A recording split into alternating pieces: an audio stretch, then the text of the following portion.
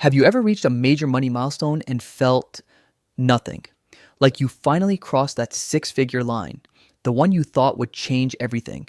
And somehow, you still find yourself checking your bank balance every few days, wondering where all your money keeps disappearing. Yeah, same here.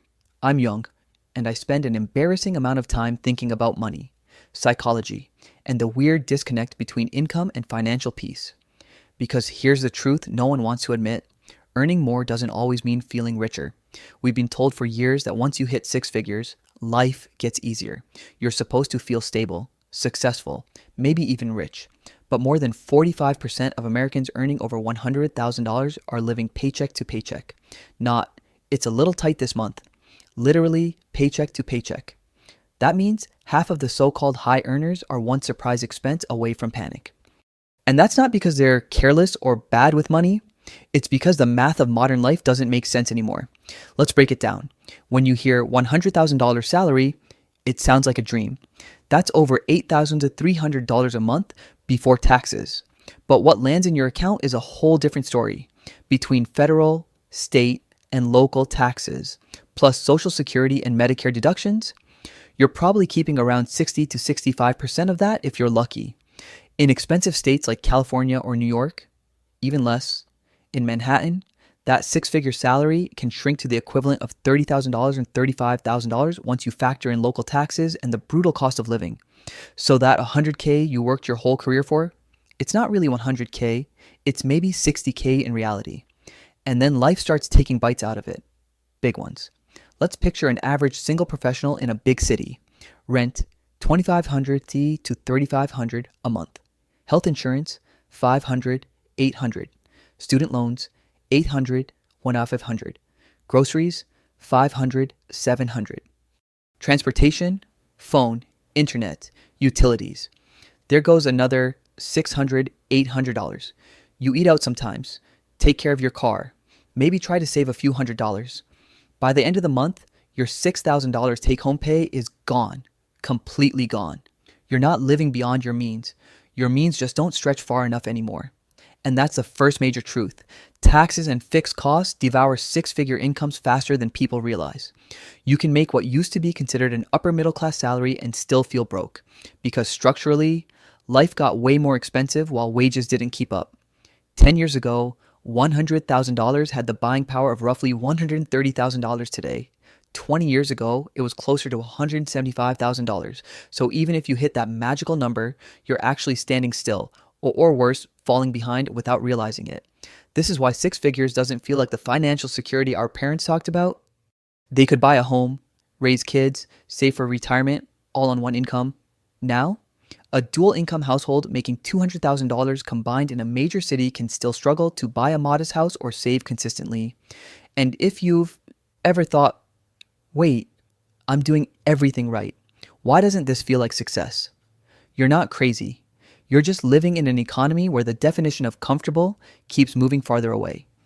That's the first layer of this financial illusion. The one where hitting six figures isn't the finish line. It's the new starting point. So let's say you finally hit six figures. You worked for it, you sacrificed weekends, you pulled late nights, and now that extra comma finally shows up on your paycheck. Naturally, you think, I can finally breathe. You get a slightly nicer apartment because you've earned it. You upgrade your car because you deserve it. You stop saying no when friends want to grab dinner, or you order the appetizer you used to skip. And for a while, it feels great. Until one day, you realize you're making way more than you used to, but somehow, your bank balance looks the same. That's lifestyle inflation, and it's one of the sneakiest financial traps high earners fall into. It happens because our brains don't register enough. Every raise feels temporary, like a bridge to a new version of normal. You adapt so fast that what used to feel like luxury now feels like the bare minimum. When you were making $70K, a $2,000 rent sounded crazy. Now, at $100K, it feels reasonable. You tell yourself, I'm earning more, I can afford better.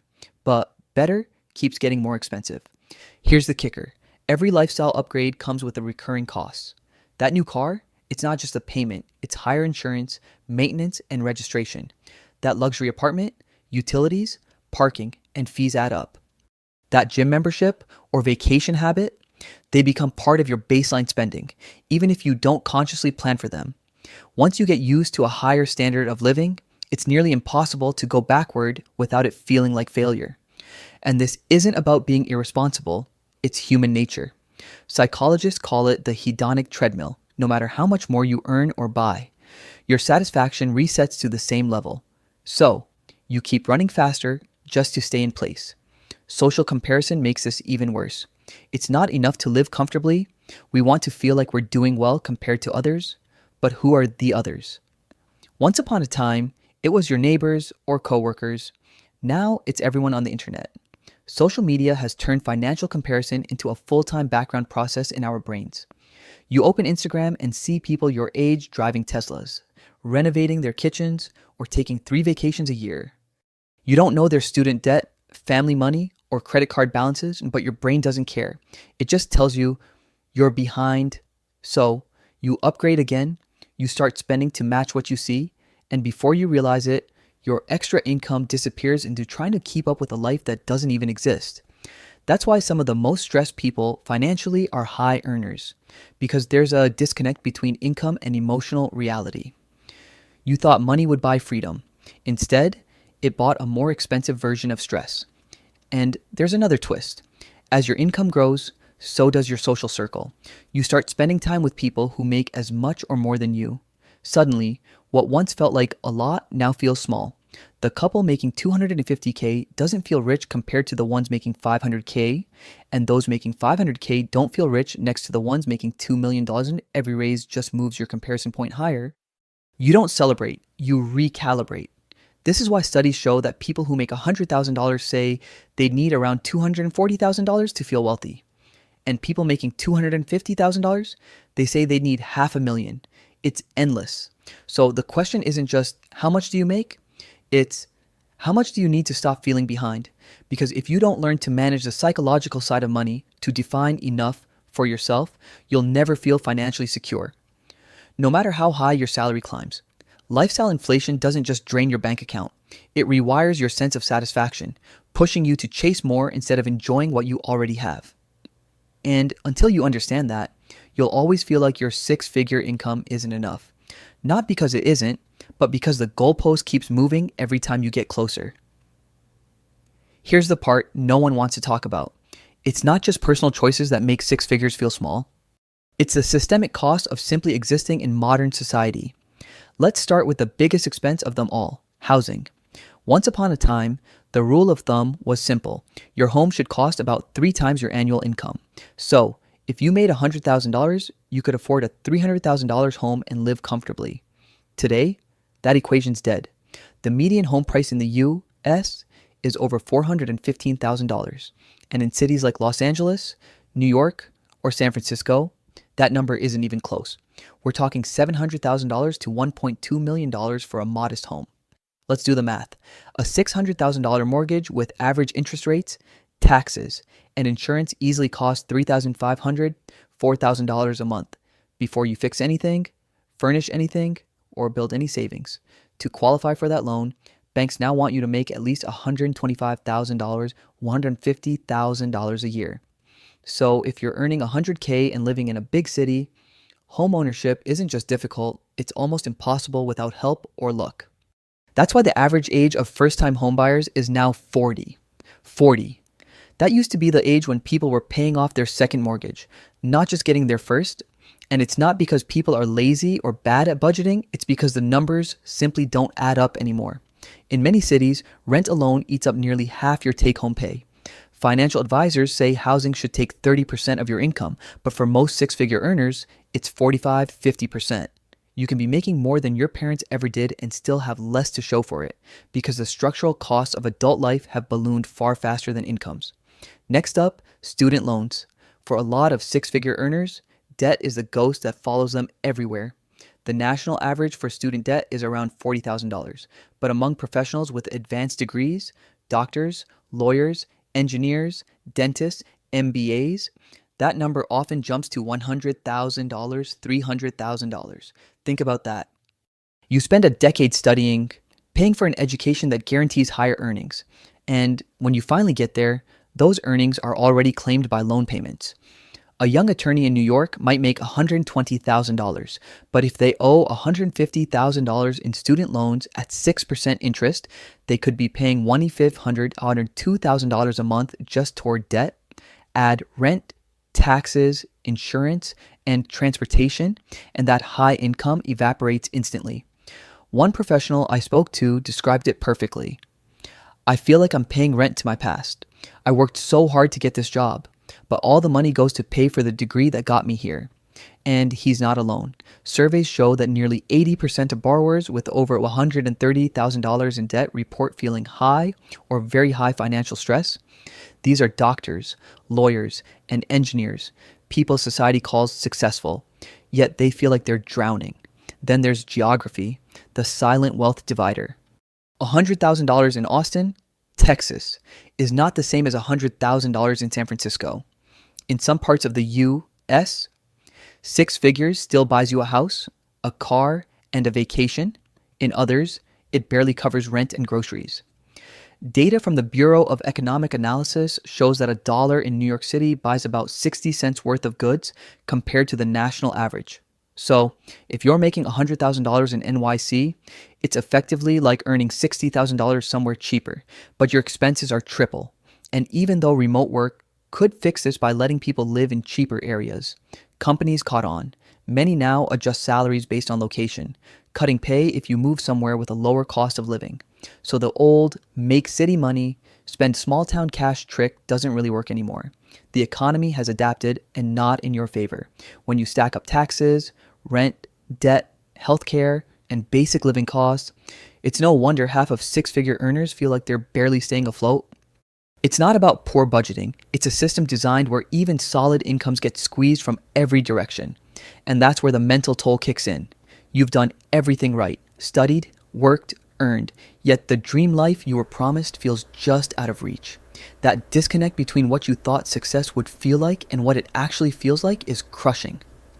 Here's the part most people never realize until it's too late. Feeling rich has very little to do with how much you earn and everything to do with how you relate to money. Because once you pass a certain income level, enough to cover your needs and a few wants, more money doesn't buy more happiness. It just buys more expectations. You think, when I make $100,000, I'll finally relax. Then you hit that number, and instead of peace, you feel pressure. Pressure to maintain your lifestyle, to upgrade, to keep up. And because everyone around you seems to be doing better, you convince yourself that you just need to make more to catch up. So, the treadmill speeds up again. That's the psychological trap of modern wealth. The goalpost always moves. It's not that 6 figures isn't enough, it's that the mind keeps redefining what enough means every time you reach it. A 2023 survey found that Americans earning $100,000 said they'd need $245,000 to feel wealthy. Those earning $250,000 said they'd need $500,000, and people making $500,000 a year, they said they'd need at least $1 million. In other words, the feeling of having enough is almost entirely relative. It's not about the number in your account, it's about who you're comparing it to. That's why some people making $70,000 a year feel content, while others earning $300,000 are constantly anxious. The difference isn't financial, it's psychological. People who feel rich understand something crucial. Wealth isn't about income, it's about control. If your lifestyle costs less than you earn and you're not trapped by debt or constant upgrades, you have freedom. And freedom, not a dollar amount, is what rich actually feels like. You can be making 6 figures and feel broke because every dollar is already committed to rent, loans, or appearances. Or you can make the same 6 figures and feel secure because you've intentionally built a life that costs less than it earns. That's the difference between income wealth and lifestyle wealth. Income wealth says, I make a lot. Lifestyle wealth says, I keep a lot. So how do you escape the 6-figure treadmill? You start by changing how you define success. Stop measuring it by what you can buy and start measuring it by what you can keep. If you get a raise, don't immediately upgrade your life. Upgrade your freedom, pay off debt, build a safety net, invest. Buy back your time. The biggest wealth flex isn't a luxury car. It's not needing one. It's waking up on a Monday and not feeling like your entire existence depends on your next paycheck. And here's the truth that almost no one says out loud. Even though the system is stacked and inflation eats away at every raise and housing feels impossible. You can still build real wealth on a six-figure income, but only if you step off the treadmill. That means refusing to compare. That means defining enough before lifestyle creep defines it for you. That means using money to create options, not obligations, because if you don't, no number will ever feel like enough. Not $100,000, not $200,000, not even $500,000. The six-figure illusion isn't that people are broke. It's that they feel broke because they're chasing an idea of wealth built on comparison and consumption. True wealth is quiet. It's not the car or the apartment or the photo from Bali. It's the calm that comes from knowing you're safe, stable, and in control of your future. So if you've hit that six-figure milestone and it doesn't feel like you thought it would, you're not failing. You're just seeing through the illusion. Now you get to decide what rich actually means, not for Instagram, not for your friends, but for you. Because the real goal isn't to make more money, it's to stop needing more to feel okay,